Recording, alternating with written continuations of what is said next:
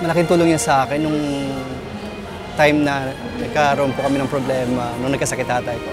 Pinalakas niya po yung loob ko. Yung lalo na, siyempre, sumusuko na ako sa trabaho. Pero andyan pa rin po siya tumutulong sa akin. Sa kanya lang po ako kumukuha ng lakas. Salamat, Maria. Simula po noong 2004, nagsimula na po akong maging deboto ni Mama Mary hanggang ngayon po.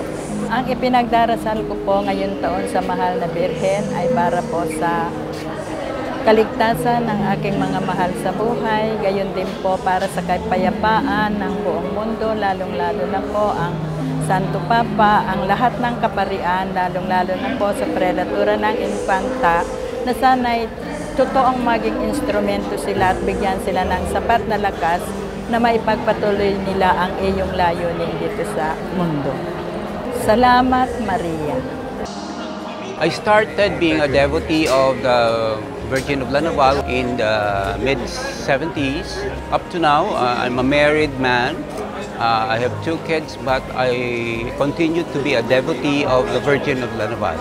So I talk to her as a son would to a mother. I tell her my problems, my worries, my apprehensions in life, my struggles, and I thank her for everything that came my way. And I feel that she has always been there with me, and until now, I can still feel her motherly presence in my life.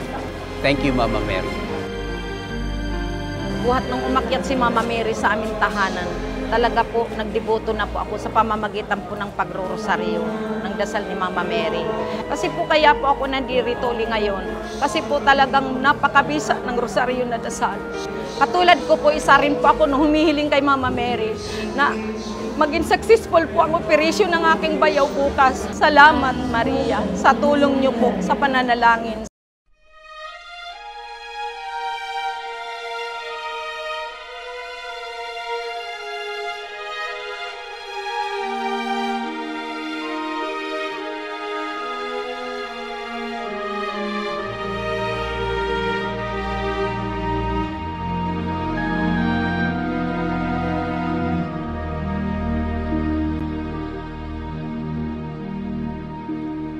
Hawak ng dagat na aking tinatawid, tanging pangalan mo ang siyang laging sinasambit. Hanap-hanap ang pangako ng iyong lambing, inaasam na tuwin ay nasa iyong piling.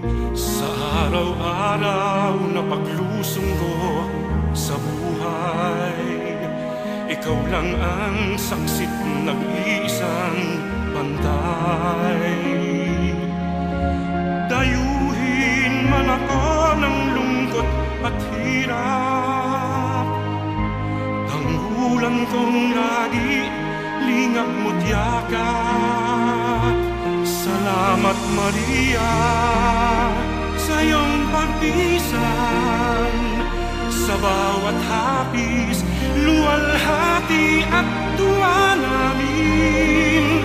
Salamat sa pag-ibig at sa bawat dalangin. Salamat sa iyo, sa mga pagdamay mo. Kami patuloy na magmamahal sa'yo.